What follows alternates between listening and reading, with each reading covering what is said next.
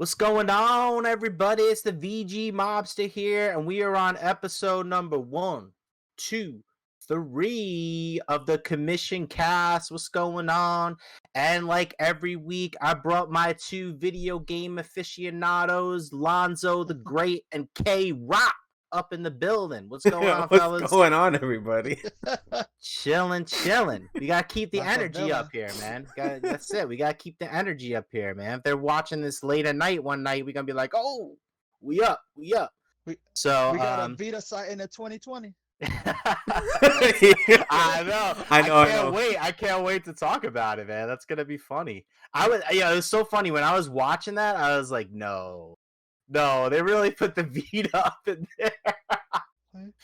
But it is what it is, man. So Ellie would have let her live, but she had a 3DS.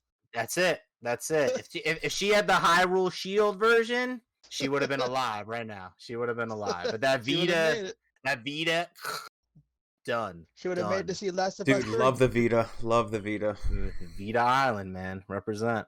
All right, guys. So we're gonna start this off here. The way we start off every commission cast, we're gonna give a shout out to K Rock on this one.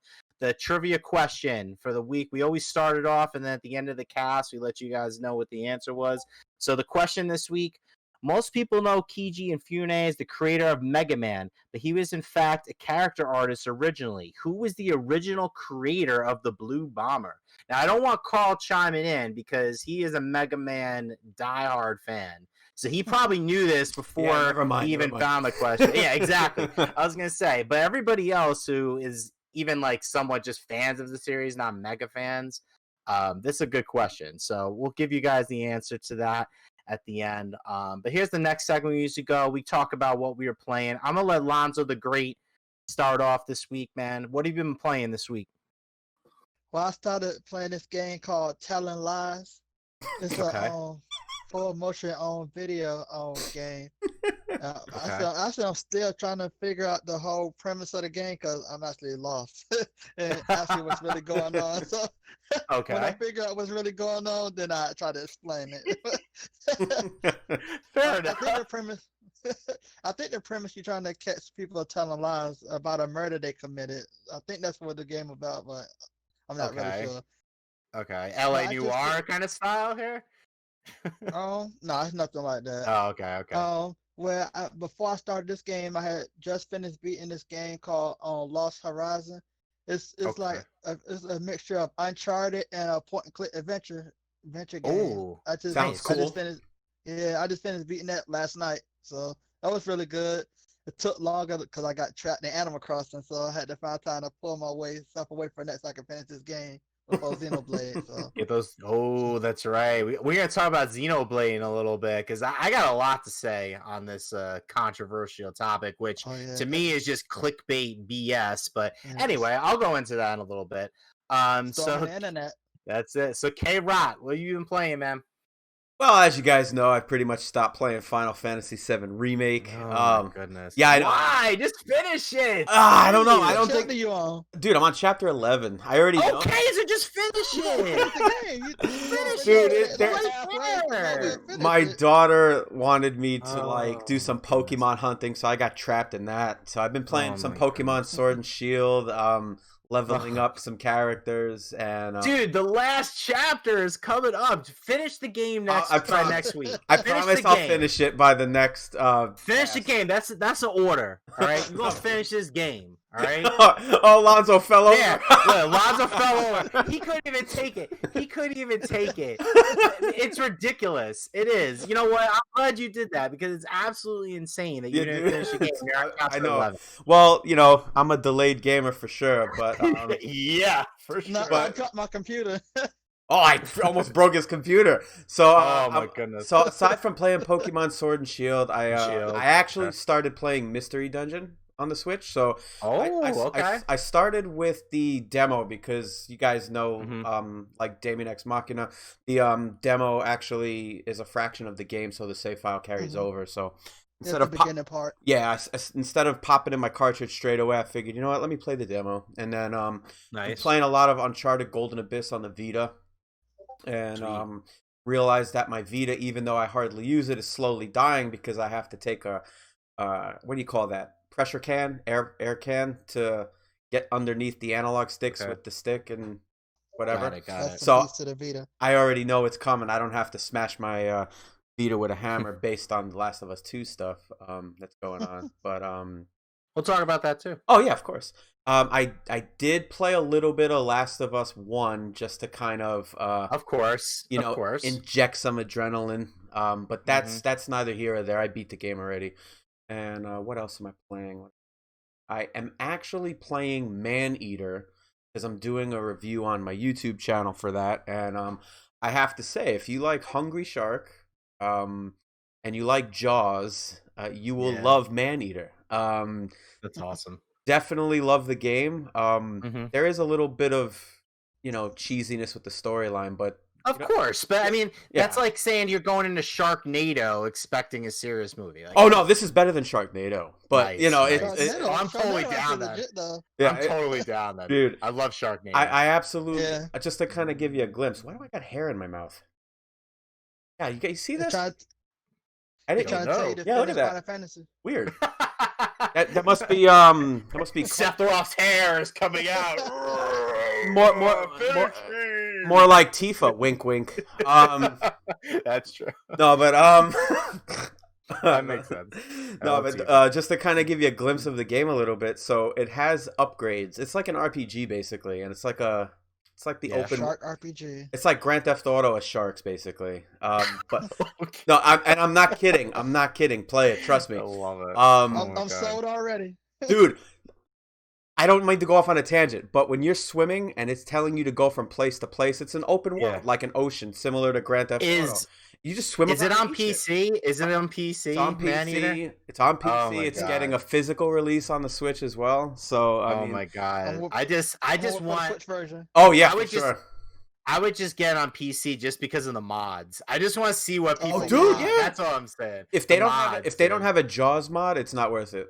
Of course. Of course. One of the upgrades I found interesting is that I can't remember the name of it right now, but there's an upgrade that allows you to make your digestive tract more streamlined, so when you eat stuff, your health regenerates faster. And it gives you a lot of shark facts and whatnot, like legit shark facts. But when you start upgrading yourself with like bone armor and EMP style electricity nonsense, it kind of goes the Hungry Shark route. But honestly, it's a fun game, especially if if you have ADHD, you will love this game. I kid you not. It's one question. What? Ask the shark, can you shoot out grenades out his mouth? I haven't gotten that far yet. To be honest, it probably will happen. If not, it'll be modded in. It'll be modded, dude. It's gonna happen at some point. But I mean, knowing me, like once it tells me to go to a mission and you have this vast ocean to explore, you just start swimming around and eating shit. And the best part is you can stalk your prey and all that good stuff. Go play it.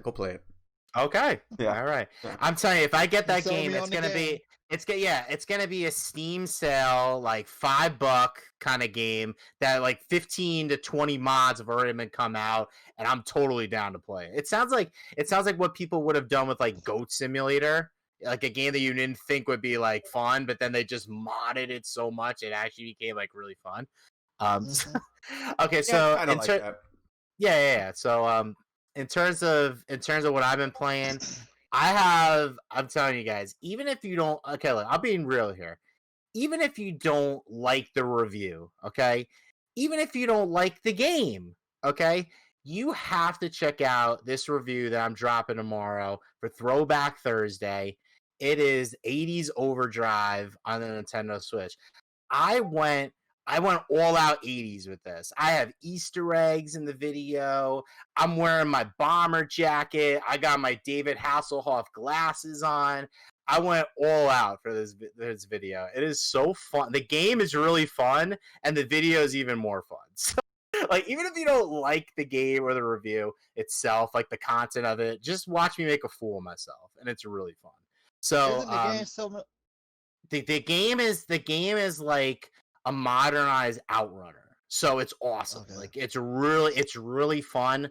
In the review, I'll tell you guys about it. Like, I do have a couple of like, there are some major holes with it, but overall, if you just want like a single player outrunner arcade style racer, it literally is the best looking like retro racer I've seen. Like, the art style of it is so ridiculously awesome, and the soundtrack is amazing. Like, it puts Stranger Things to shame. That's how good the soundtrack is. Like, it's really awesome. So yeah, 80s Overdrive, I've been playing that, and I'll go into a couple other like little quipes I have with it, but really fun. So I've been playing that for the review. I jumped into Mafia 2 on the PC. Okay. I know Digital Foundry went in and started they started ripping it apart and all that. Like they did. But the PC version is good. Like, I didn't have an issue with it. I mean, my system was running at 60 frames per second. It's what I expected from it. Like, I didn't go in with the expectation that it was going to be the Mafia 1 remake. This to me was like an add-on bonus for me. So I'm like, oh, okay. Well, I've never really fully finished Mafia 2, so I might as well get the one with all the DLC in it. That's how I went into it with lower expectations, I guess, than other people, and I'm enjoying it. Like, now again, I can't say I don't have it on PS4. I was gonna get it on PS4, but then I heard about like, some of the things going into like the 20 frame per second range. I was like, nah, I don't want to do that. So you gotta go PC, man. Yeah, so I went PC, 60 frames, 1080, no problem on my machine. So I'm enjoying it so far. I mean, I'm definitely gonna beat it for sure. And I definitely want to try out the DLC before I go into Mafia 3. I'm going to give them a shot. You know what I mean? Like, I'm going to give Mafia 3 a shot and Mafia 2. So I'm going to try it. It'd be fun for the channel too. So I did that. And then I also played this demo because I don't know if you guys know, but I am a mega baseball fan. I grew up in New York. My dad is a diehard Yankees fan, but because of TNT and Ted Turner, I actually became a Braves fan, which is really weird. So I've been like a diehard Braves fan since like 1994 in New York. Just imagine that, okay? I even got people in Atlanta when I went down to tour the stadium. They didn't believe me. And I was like, no, I'm literally a Braves fan, and I grew up like 15, 20 minutes from Yankee Stadium. And they're like, really? I'm like, yeah, I really am. But I've been playing this game. I downloaded the demo, Super Mega Baseball. I downloaded it, and it's fun. It's a fun game. Like, now again, the price tag, $45. $44. No. I'm sorry. I can't pay $44 for it. It didn't look like a $44 No, yeah. No, that's what I'm saying. It's not $44, but when that game drops to like 25 or under, because I'm a baseball fan, like, I'd probably get it. I also like arcadey more games. Like, I like NFL Blitz and NBA Jam. Like, I like those games. So for me, this was like seemed fun, and I played it. And the gameplay is smooth. It runs really well. I play in handheld mode. Is really good. I mean, again, it's a demo, so you only have like one stadium. You can only pick like one team and stuff. So I can't give like full impressions, but based off of the demo, like, it's pretty fun, to be honest. So, and again, on Switch, we only really have RBI Baseball, which the only advantage that it has is that it has the licensed players, like, so like the people in it. But other than that, it's really like not that good. So, it's not. You know what I mean? I got it for like $5. It's worth $5, but it's not worth like full price or whatever.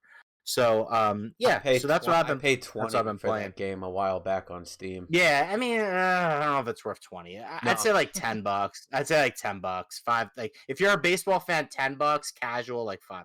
It's like, okay. Oh yeah, for sure.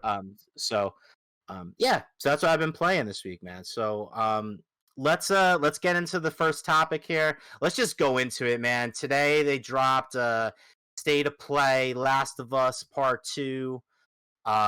Let's go with K-Rock. I know he's like probably the most pumped of all of us. But Alonzo may surprise me. He may surprise you. I don't know. But I think K-Rock's the most pumped for this game. So, K-Rock, what did you think of the presentation? Just give us a little, kind of impressions here on what you saw. Okay, so I actually am super excited. I was in the crowd initially. Really? Yeah, no, dude, I'm excited. And I'm probably in the deep minority, like the deep south, like mainly because of the leaks. But I'm going to say this. I've been saying it since I kind of really examined the leaks. Mm-hmm. Not all of it adds up. The whole story wasn't leaked. Yes, key plot points were leaked, and I did see that in the state of play. Mm-hmm. So it's kind of like, whatever. I do like the fact that it's very vast and open, and you have to take a boat and a horse to get from point A to point B. And it felt very Breath of the Wild-ish in that sense. Now, Ooh, I want to go that far, but okay. No. It's when I say ish, I mean like it's more vast. Yeah, right? it's the borderline between a good game and a great game, and I would say that Last of Us 2 is not even on the same level as Breath of the Wild, but in terms of its vastness, it's we haven't played it. It could be. I don't know. Yeah, well, we haven't played it. So, honestly, I think they, just based on the impression I got, they should have stuck with the scope from the original game. There's no need to have to ride a horse or to take a boat or anything like that.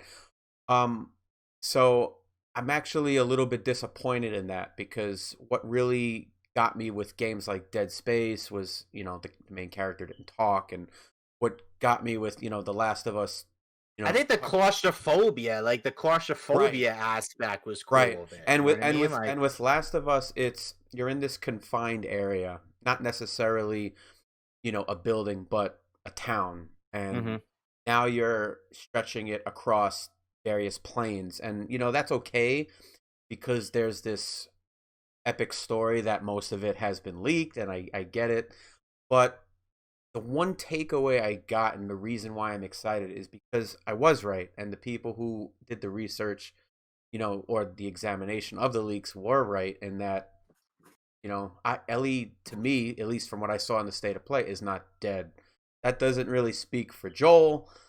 And I'm not going to go into spoilers, in terms of the leaks, but as far as, Ellie is concerned, it was leaked that she, gets killed, but in this state of play, there was a key moment. I don't know if anybody really caught on to it, and based on what I saw on Twitter, it seems to kind of go over everybody's head.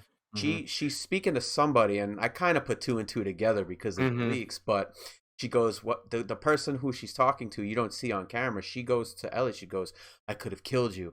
She goes, "Well, yeah, you should have." And so I'm gonna put two and two together at a later, off camera, because I don't want to spoil anything for anybody. But we'll talk. But as far as the graphics, they look great. The gameplay looks, really flushed out, and there's a lot more stuff that was added to it based on the original. So I'm looking forward to that. But as far as the story goes, I didn't really care for it in the first one, so I spoiled it for myself way back when, and so everything. Well, you like the game for reasons that the leak won't really matter anyway. I'm pumped up for the game aside from the leaks, but as far as getting the answers that I was seeking at the end of the first game, that wasn't leaked. And I got that much from the state of play. So I'm excited that hasn't been spoiled. So I'll get to at least absorb that. And then as far as, Ellie's quest, the game was always about Ellie, even in the first one. Yes, you played as Joel, but Joel's main purpose with Ellie was facilitated by his daughter's death in the first one. So that's why he grew attached to Ellie in the first one. But once you met Ellie in the first one, it was her story, because it was about getting her to the Fireflies, and now and all that other stuff. But overall, I liked it. I'm excited. I'm gonna review it on the YouTube channel, but what I'm seeing right now, it's clearly like an 8. It's not going to be a 9. It's not going to be a 10. Or a 10 out of 10. But that's good. See, honestly, I think that's good. I think that's good, because I think if you didn't have the leaks, you would have been expecting a 10. Right. And now you're going in, you're not expecting a 10. So you might enjoy the game more. Exactly. And honestly, do I think it's worth the $60 price tag? I don't know. It depends on the person. I personally Yep. I bought it in spite of the situation when I pre-ordered it. Mainly because the idiot who leaked the game, he did it because at least initially it's people weren't being paid. Well, let's say that's true. Let's just say that particular instance is true. If you're leaking it because you're not being paid, well, you and your entire team get performance bonuses based on how much the game sells. So you retroactively screwed yourself in the process. And we know. talked about that. Yeah, so I mean, for me personally, I just bought it because I wanted to support the developer. Okay. But now it's kind of like, maybe I could have waited for a sale, but at least I know that when I go to play it, it's going to be a good game. I think honestly, I think in terms of value, I mean that's so hard and it's so subjective. So I'm not going to tell anybody that a game is worth $60 to one person and not worth $60 to another. You know what I mean? So Lonzo, what do you think about the state of play for Last of Us? I'm gonna start off by saying, if you're a Vita fan, you definitely need to get this game because Vita's still alive in 2020 thanks to Last of Us 2. So if you're a Vita fan, that's another reason to get this game. Yeah. Like 6 years too late, but it's okay. It's okay. All right. But I think this was what this probably the second best state of play that I've seen them do it. But the Ghost of Tsushima one was Ghost was better. Definitely better. Yeah, definitely. That was the best one. This Last of Us one was actually really good. And I like how Sony is doing their state of plays now. How when they actually showing their game, they actually showing actual gameplay. I mean, yeah, Neil Druckmann did too much talking in the beginning about the story. Yeah, he did. But due to the leaks, a lot of people already know what the story gonna be about from the leak. So he ain't really need to go into detail about the story. So he could have left that whole portion out. But I think the game looks really good. Look real clean, and I'm just waiting for the game to come. I just want to just get past all the leaks and all the drama, and just get the game. Let's just play the game and play it. That's gonna spill into our next topic too, which I can't wait to head into this next topic because I'm going hard at some people. Okay, I'm gonna call out some names tonight. I don't even care. They can get mad at me. I don't care. I'm gonna get at them. All right. So anyway, that's for the next topic. But for this topic, I would like to add to Lonzo's point though, like just play the game. As far as the leaks go, I mean, we don't know what order those events actually happen. It looked like it happened in succession, but there's events in between each of those events that we haven't seen. So, even if we kind of know what's going to happen in a scene, we may actually get the gravity of that situation by playing through the game. So, it all comes down to the individual. So I agree with Lonzo on that one. Yeah. And for me personally, I'm not gonna really be spoiled because I didn't see any of the leaks at all. I still clear all the leaks, so I'm good to go. I don't know any of the leaks, then you're fine. I'll be going in the fresh. You're like, oh yeah, sure, okay, yeah. I'm good. Yeah. I mean, so in terms of me, I'm not gonna reinvent the wheel here. A lot of what you guys said, I kind of felt the same way. I think Sony is really much better suited for the single state of plays that focus just on one game. The last two that they've done have been so much better than their multi ones that I think they should kind of like maybe slow down on the multi ones and just do these a little bit more. Honestly, because I think they nailed it. Like I agree with what Alonzo said. I think in the beginning the pacing was a little slow for some people. Now again, if you're a Last of Us fan, you're just gonna take in every single piece and you want as much as you can. So you're not gonna be disappointed. But for somebody who's like not really into Last of Us, like it could have felt like it was dragging a little bit until we got to the gameplay. Okay. I mean, obviously, like K-Rock, I beat the first one. I beat it on PS3 and I beat it on PS4 remastered. I bought it on PS3 day one because a lot of people weren't talking about it. It was a new IP on PS3, and people were giving the game a 10 and 9.5, and I was like, okay, I gotta try this game. And it lived up to the hype for real. Like it was. I mean, when you, especially the people that played it on PS3, I think know more so than PS4 because the mechanics that they used in PS3 and the controls, like if you played the remaster on PS4 a little bit farther down the road, it kind of aged a little bit, you know, but when you were playing it on PS3, like it was right in time, and it was like the AI was like so mind-blowing, and like, you know, you really felt like that sense of claustrophobia and stealth, like you needed to do stealth to survive.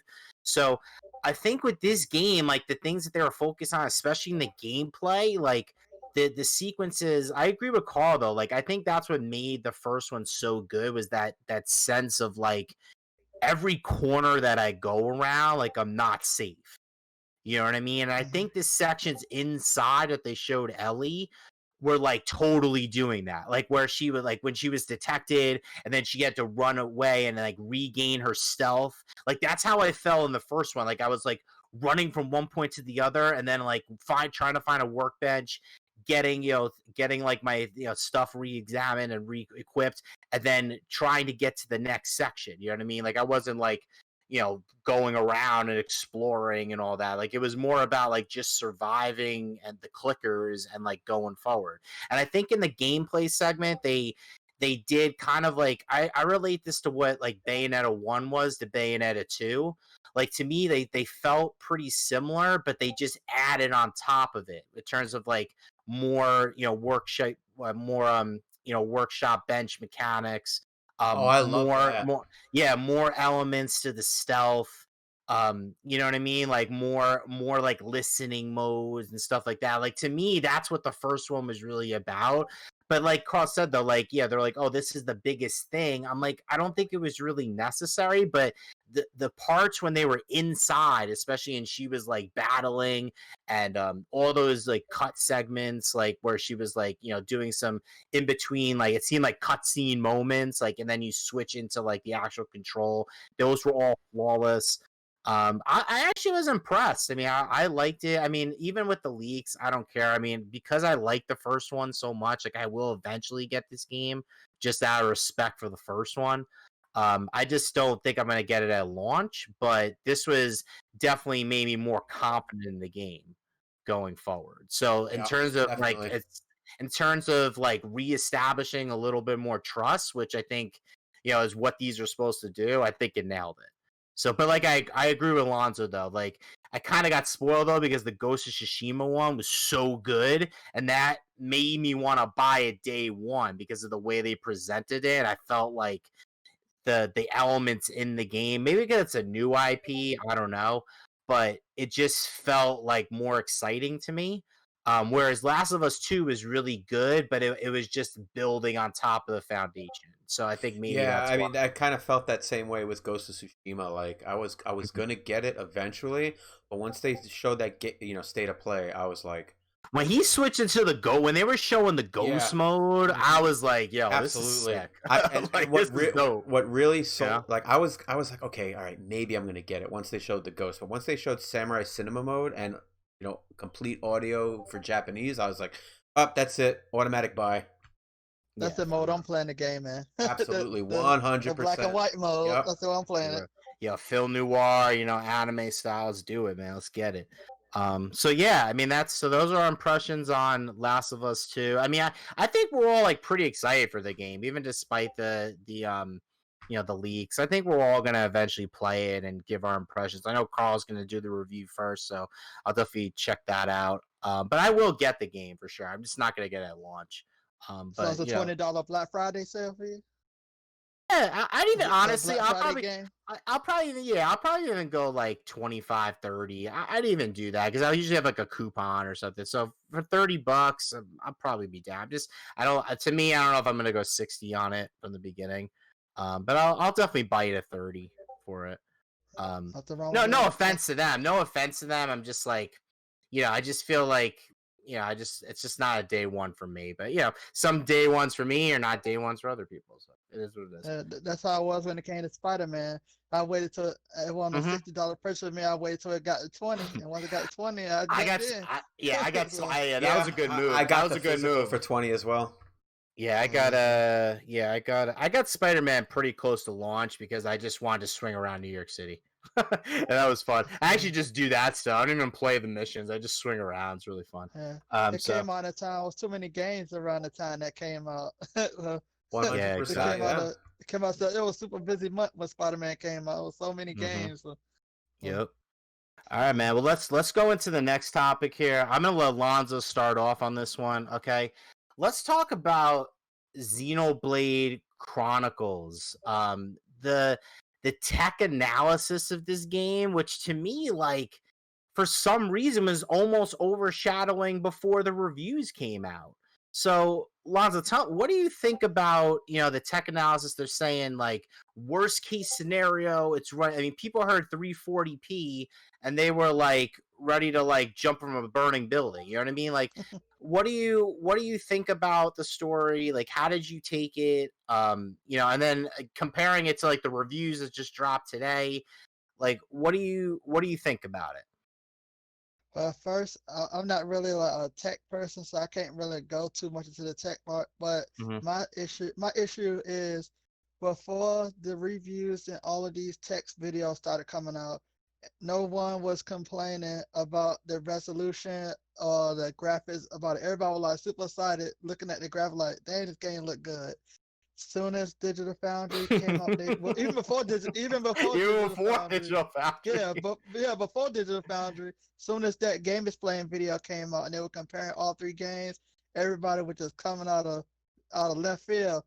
Oh my god, it was insane. I'm not gonna buy the game no more. Oh, it's 2020. Modeler should be ashamed of themselves for putting out a game like this in the year 2020. What does it? I can't. And people are getting upset with you because you're not having the same opinions that they have. Everybody don't need to. That is so insane, man. So, Karl, what do you think about this before I start, decapitating some heads here on this subject? Okay, so full disclaimer, I've never played a Xenoblade game in my life, and okay, fair enough. I got Xenoblade 2. And then I got Xenoblade Torna because I knew that this game was coming out. So I had every intention of playing it. I did want to go in sequence. Yeah, I want to go in sequence. I was interested in it way back on the Wii, but GameStop, they would take the new copies and open them up and sell them for $80. And then by the time the 3DS version came out, it looked like crap. So I said, you know what? I'm not interested. We'll see what happens with the next console. Maybe it'll get re-released, and sure enough, it did. So as far as the issue at hand, who gives a shit? Digital Foundry and other places like it are completely overrated. The game runs at 30 frames a second, 60 frames a second, 1080p, 380p.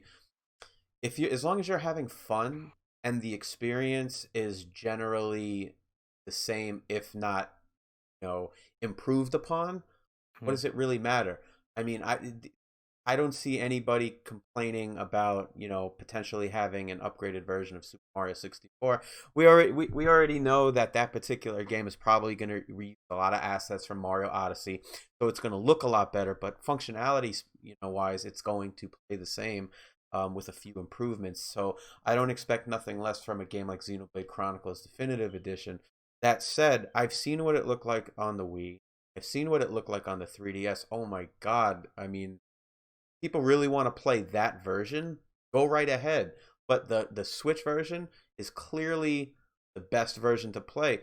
Plus that new story element that they added to it. I can't remember the name of it off the top of my head, but that's about 10 to 20 hours additionally on top of the core game.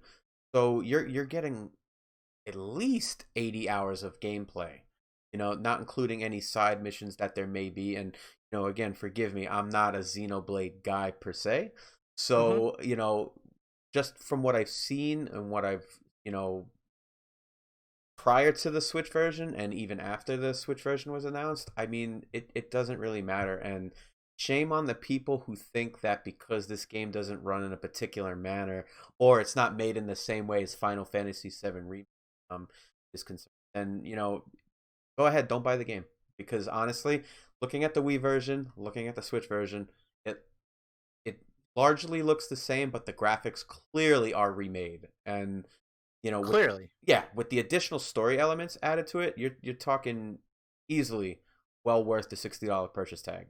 So that's really my opinion on the Yeah, I mean, all right, I'm gonna go into a couple things here because I mean, all I saw like this when all I saw like on my feed was 340p. This is ridiculous. Blah blah blah blah blah. How could we have this in 2020? You know, they have their friggin', like torches out and they're gonna go riot and like all that. And I couldn't take it. I'm like, first of all, the people that are commenting on this, they don't own the game. First of all, okay, you're going off like a YouTube stream, which is already decompressed, and you're trying to evaluate graphics. Like, unless you have the real game, unless you have the real game in front of you, seriously, it doesn't matter. Okay, I don't want to hear your opinion until you have the game in front of you. Okay, and the people that have the game in front of them, like besides Game Explain, like even now, let me tell you something. Even in the Game Explain video, which I did see, okay, the version between the video between the docked and the undocked mode compressed, as you can tell, okay, it still looked good. Like it looked fine. So Yeah. I don't know what the problem is. I don't know why people are like picketing here. It made no sense. And then the other thing is too, now people are complaining about this game now, and you went into Final Fantasy VII Remake, like people when they say remake or port or remaster or whatever. Okay, Final Fantasy VII Remake is only a portion of the whole game.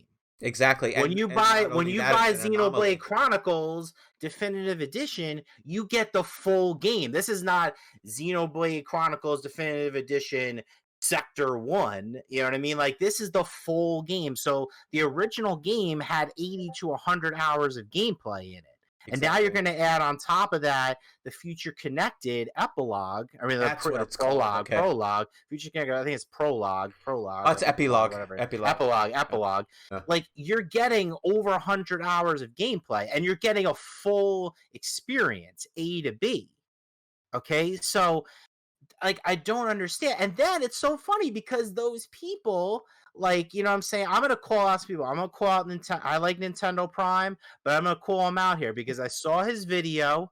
Okay, I saw him like trying to rag on it, and I don't think it was fair. He didn't have the game. You're just talking about somebody spinning out some resolution numbers, and you haven't even played the game.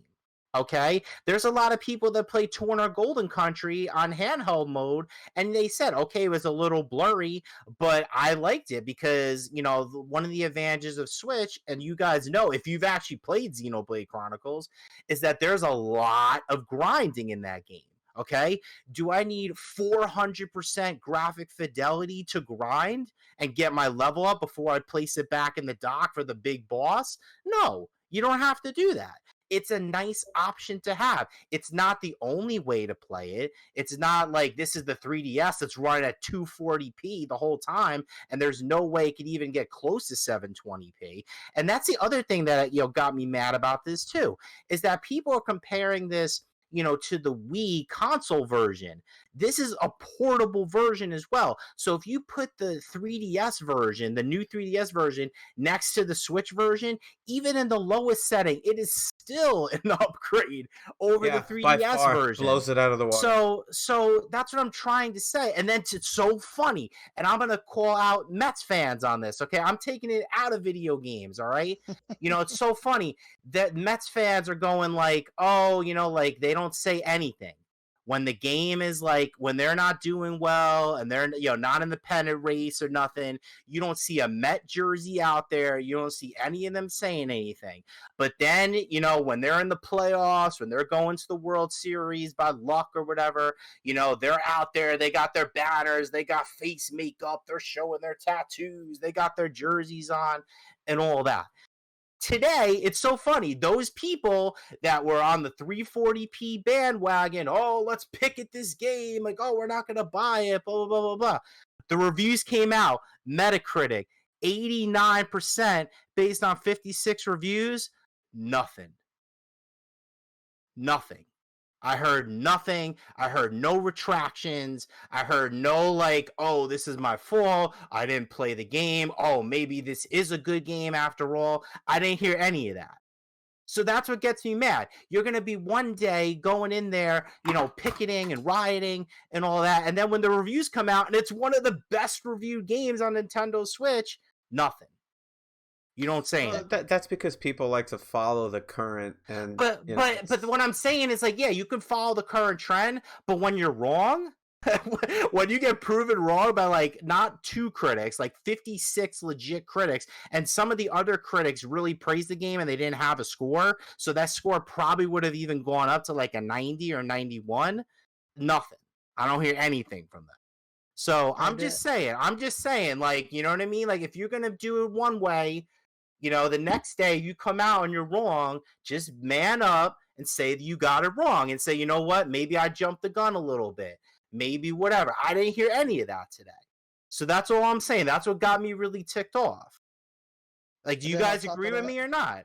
Oh, I agree with you, and I'll even take it a step further. I mean, that's actually the problem with Twitter and YouTube. I mean, anybody can have a platform, and even if there's no validity behind it, if they have a certain je ne sais quoi, people are gonna just listen to that person. So, honestly, I think I don't know this Nintendo Prime or whatever. I don't follow him. I don't. He's a cool dude. I like him. I actually do like him. He's a cool dude. I'm on his Discord server. He's a cool guy. I can't go with him on. I've seen a few tweets, here and there that some of our colleagues like and stuff. So I kind of it feels like he's a cool guy. But I mean, honestly, the problem I have with a lot of people on social media is that they'll take, especially with their poll that they have, they'll take their opinion and they'll drive it into the ground until it snowballs and has an overall negative effect. And that's what I feel might. Well, honestly, it won't happen with Xenoblade. Once that game comes out, people are gonna play it. It's gonna be good. I'm just saying those people were real quiet today. Yeah, that's all I'm saying. They're real quiet. I didn't see it on my feed. I saw it yesterday. Yeah, I didn't see it today. I saw you kind of getting upset a little bit, and lately today it's just been quiet.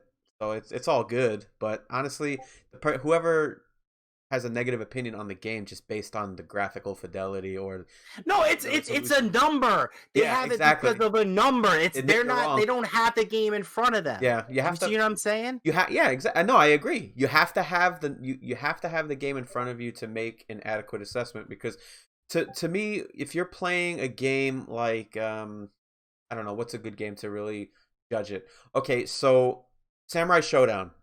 Yeah. The reboot for the Switch. Mm-hmm. When I got it last year, when it was only for Japan at that moment, when I initially saw it, I said, "Oh my God, this looks like Street Fighter. I gotta have it." Because it does look like Street Fighter 5 on the surface. It does. It's got the inked outline. Yeah, exactly. Once you have that game in front of you and you start playing it, you'll realize right then and there it's a Samurai Showdown game, because you have to guard, you have to play it safe, and there's a certain mechanic to that series that really fits its subject matter. So I think that to your point, yes, you have to have the game in front of you. You have to actually be playing it to make a proper assessment. And the people that were the most vocal didn't have it in front of them. That's the problem. That's terrible. That's terrible. That's all I'm saying. I mean, whatever. You want to come at me, you want to at me, you want to DM me, that's fine. But I'm gonna stand behind that. You know what I mean? If you don't have the game in front of you, just wait. You know what I mean? And then if you have it in front of you and you want to say that, okay, then that's your opinion or whatever. But don't give me impressions and saying you're not gonna buy a game because of graphics, because of a number that somebody threw out and in a compressed YouTube video showing the graphics. And especially during the pandemic, they're even compressing videos even more, because they want to free up bandwidth, so the videos look even worse than they usually do. So that's all I'm saying. And again, it could look really bad. I'm not saying that, but until you have the physical cart in front of you, and then I got to give a shout out also to one of my favorite, Twitter persons, So Ethro. She's really into the game. She's really into Xenoblade Chronicles, and she brought up a really good point. She says also, a lot of times too, and we've seen this with other games in the past, the review version that the people get doesn't have the day one patch included with it. We've already had that confirmed. We already had that confirmed that there's going to be a 1.1 day one. So, so what I'm saying is, I'm not saying that there is going to be a graphic upgrade, but there could be. And the people that are reviewing the game and doing all these analysis don't have the most up-to-date version. That's all I'm saying. Now, they might not. To speak to your colleague's point, I mean, just look at The Witcher on the Switch. I mean, when it came out, yes, you have a full-blown game on the cartridge. You know, a game of that magnitude being, you know, completely on the cartridge is really an anomaly. But there was a patch that upgraded the graphics so that it matched its predecessors. So those things do tend to happen. So I would just say, you know what? When it comes to reviews, just do what you do with the movies.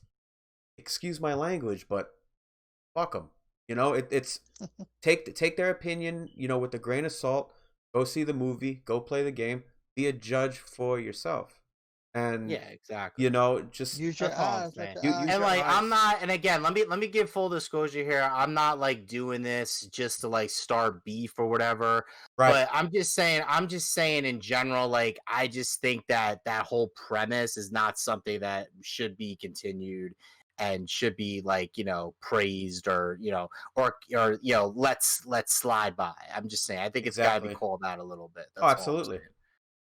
So yeah. All right. So yeah, that's it on that topic. I just wanted to make sure that we got our precious, because you guys saw me get a little heated on Twitter a little bit with it, but I think I had every right to be honest. And you know what I mean? Like, I think not only this game, but if people do it with any game in the future without having the physical card, like, you want to give an impression.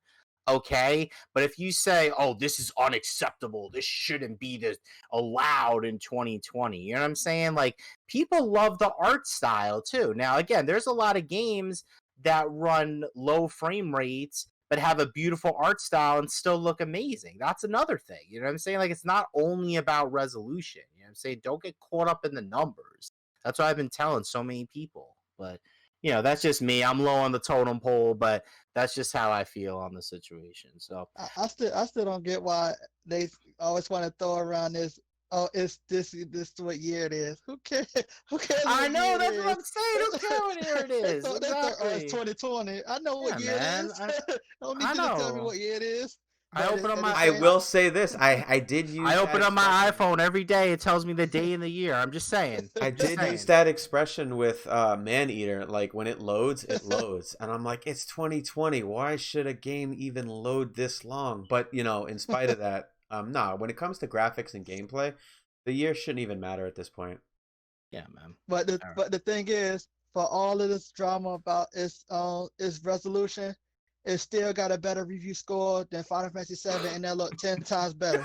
So I guess the graphics ain't matter enough. It still got a lower score than Xenoblade. So the graphics. And then they were dead silent today. I didn't hear nobody talking, like, raising, like, they might have just commented on it, like, they might have just said, like, oh, here are the scores. They weren't like, oh man, look at that, the game is actually really, you know what I mean? Like, they didn't retract it, they didn't do anything, they just said, oh, here are the scores. I'm like, come on, man, come on, bro. You know what I'm saying? Now they're gonna come out and say that Nintendo paid for the review scores like they always do. When Nintendo get good reviews, they paid the media to get on good review scores. Now the game just that good. I think people need to stop getting on Nintendo's case, because the reality is, if that Nintendo didn't come along in 1984, 85, there would be no more game industry. There you go, man. That's really there is to it. Change your name to Saran, because it's a wrap. All right, let's just wrap that up, man, because it's so true. You know what I mean? Like, that's it. Nintendo, without Nintendo, gaming as we know it today is not around. So you can't debate me on that. So it is what it is. And Sony wouldn't have anybody to copy. They wouldn't have nobody. The mic has been dropped. I know, seriously, man. You know, they even tried to get on the same console as Nintendo. That didn't even work. So anyway, let's keep going. All right, so let's do actually, because those two went pretty long. So let's just go into our quick, like, little what if section here. I'm just gonna ask you guys quick. My what if today, again, I'm piggybacking off of our Last of Us conversation. What if the Last of Us 2 leaks did happen? Now, Alonzo, we know you didn't see the leaks. We know you didn't see it. But maybe you could just comment on, like, if the rumors and all the talk about the leaks didn't happen. Like, how would it change your perception of the game, Karl? How would it have changed, if at all, your perception on the game? Well, I would be completely blind, and which is always the best way to watch a movie or play a game. Of course. Knowing what I know and knowing that I'm going to experience some of that, it does take away from the overall feeling of it.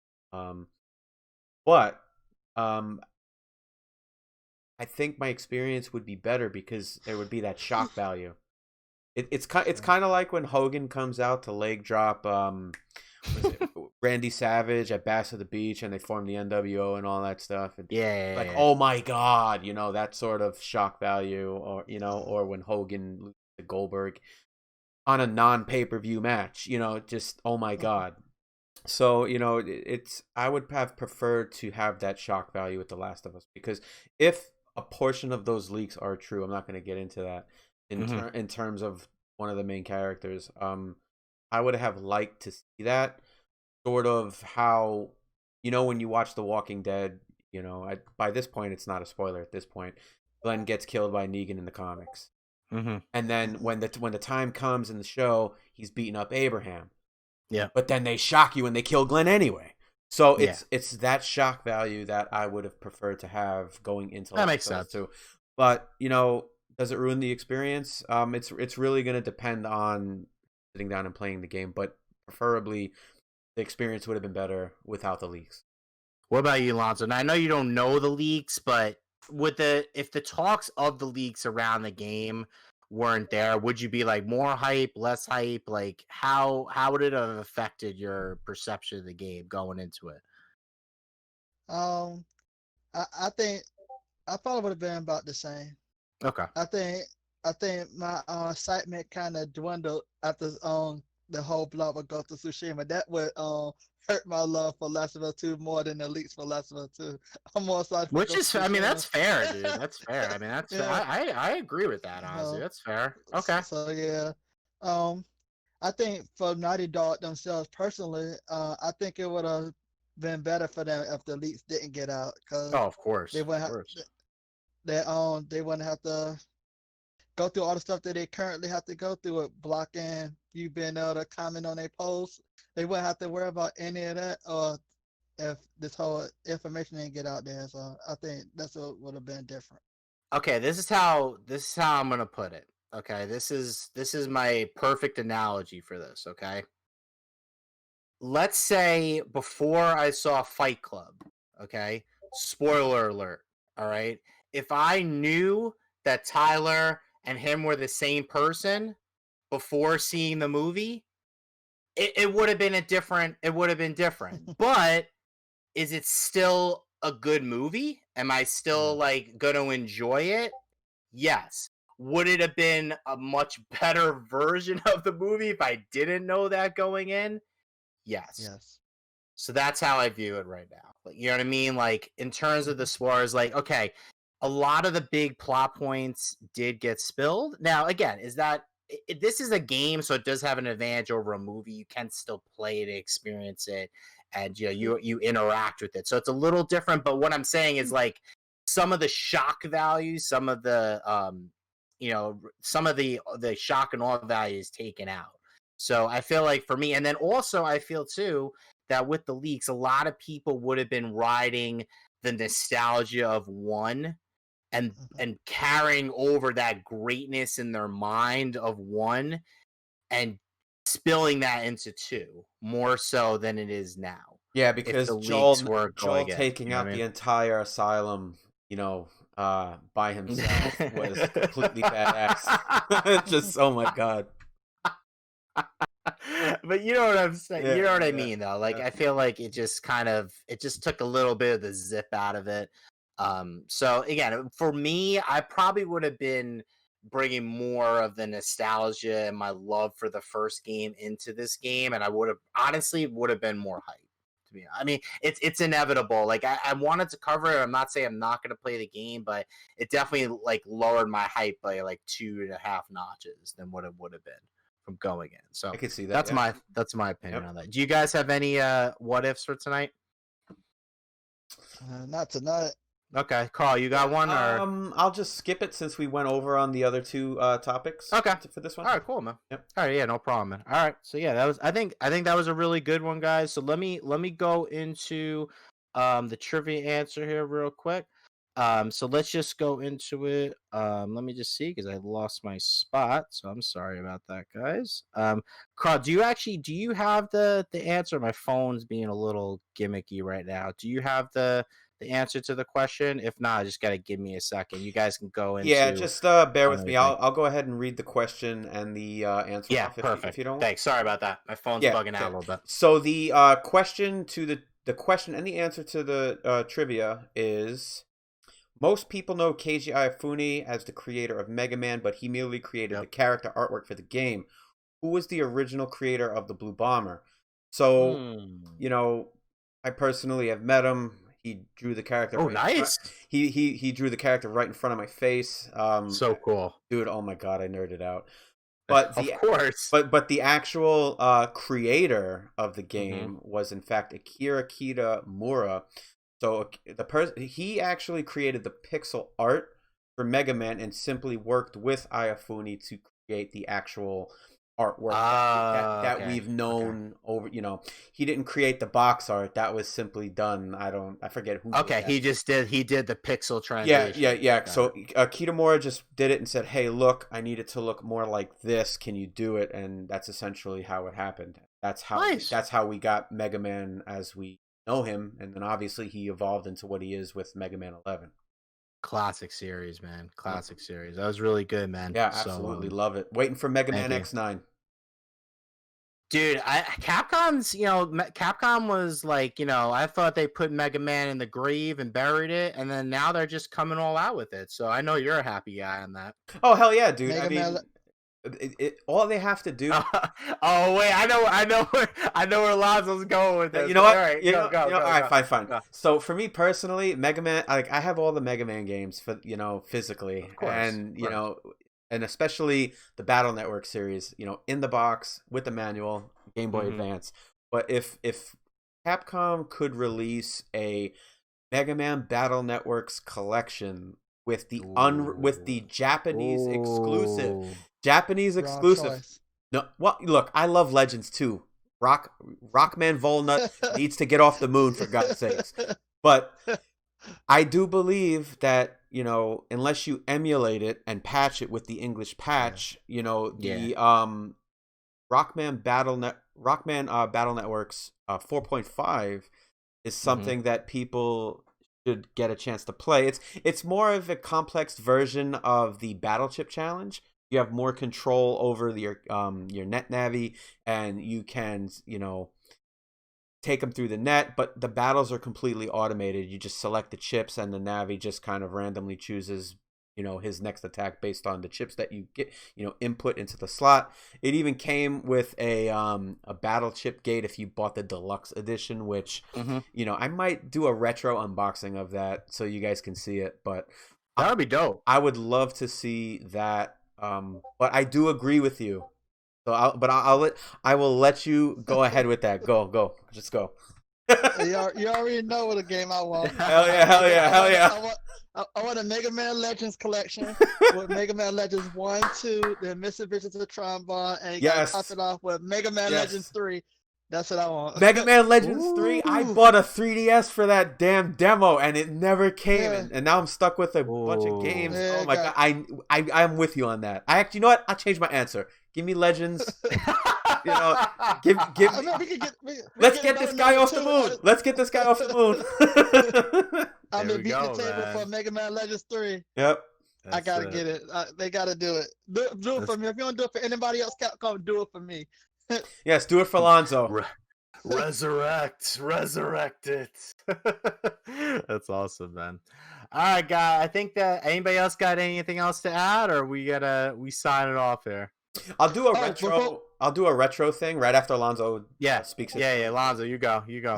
Now, I just want to say one thing. You like RPGs and you got an Xbox One. I got an RPG. The Infinite Undiscovery is a great RPG by Square Enix. I know a lot of people like Lost Odyssey. I was gonna say, I thought you were gonna drop Lost Odyssey there. But I got that too. I got that too. But a lot of people overlook this game, and it's also backwards compatible on your Xbox One. So if you want to play it, it's a really good game. You should definitely check it out. It's really cheap too, so easy to find. Nice. Yeah, so for me personally, a retro game that I would choose for you guys to play. I started playing it on the Switch recently. I kind of talked about it in the beginning of the show. I would say Pokemon Mystery Dungeon. It originally came out on the Game Boy Advance. It was Mystery Dungeon Red and Blue, which they combined into one package for the Switch. The controls are largely intact. And that's with all the good and bad, by the way. But if you never got a chance to play it on the Game Boy Advance because there were two versions, or you simply didn't have the money, or you didn't even know about it, I would say pick up the Switch version, because what I like about it is you get to play as Pokemon, and the general premise is you go to sleep, you wake up, and you're a Pokemon, and the Pokemon that you are is determined by the series of questions you answer at the start of the game. So I got Squirtle. My daughter, I forgot what she got, but I got Squirtle, so I'm happy. And it's a good game. You'll enjoy it. That's what's up. All right, man. Wait, Alonzo, what are you popping in there, man? What are you popping in there, man? No, I just got these 3 today. The super rare games. I got 3 new games. Nice. That world of goo. That world of goo looks good. Yeah, that world of goo is dope. So my he's just like, by the way, I just got these. Case. Got my Animal Crossing case. Is that's for Switch or Switch Lite? It's for Switch. Oh, okay. I got one for Switch. I got one for Switch Lite too. I got them like a few weeks back. Of course. Yes. For me, my retro recommendation, I'm gonna go off of what I've been playing this week to kind of give the retro recommendation. This week I played Super Mega Baseball. I'm gonna go one of my favorite games. It actually, the original came out on Wii and the sequel came out on PS3. The Bigs. Okay, this game is the NBA Jam and NFL Street, NFL Blitz of baseball. Yes, it's crazy, it's wild. They got like super home run derby. They have all these different modes and power ups, and it's seriously like I poured so many hours into that game. It was fun on the Wii because you had the motion controls, so like you were swinging with it, and you kind of like got the vibe there. But even the Bigs 2 on PlayStation 3. Again, a game that not a lot of people talk about, but I really enjoyed it. I poured a lot of hours into that game. So if you're like a baseball and arcade sports fan, definitely got to check that one out. So either the Bigs 1, which is on multi-platform, including the Wii, or the Bigs 2, which is on Xbox 360 or PS3. That'd be my retro recommendation. If you love those games, man, especially with the NBA Jam arcade 1-up cabinet coming out, if you want that with baseball, boom. Right there. EA, bring it back to Switch. Come on, man. You say you're going to be supporting the system. Resurrect it. The Bigs Part 3, man. Let's do it. You know what I mean? Yeah. So I trust EA. Hey, you know what I mean? They're putting something out, so it's a start. Give me Jedi Fallen Order. We can start on Switch. We can start talking. We've already talked about this. Oh my god, I would love that. So anyway, let's not get our hopes up even more here. So that's gonna finish it up for tonight. I'll start with my outro here. You guys can check me out, VG Mobster on Twitter. My next video that's dropping is on Thursday. It's gonna be about 80s Overdrive. So if you're into 80s, you're into arcade racers, Outrunner style, or if you just want to see me being an idiot in 80s gear, just check it out, have a good laugh, and enjoy a really good game. So VG Mobster, check me out. We'll have the links in the description below. K-Rock, tell them about you, man.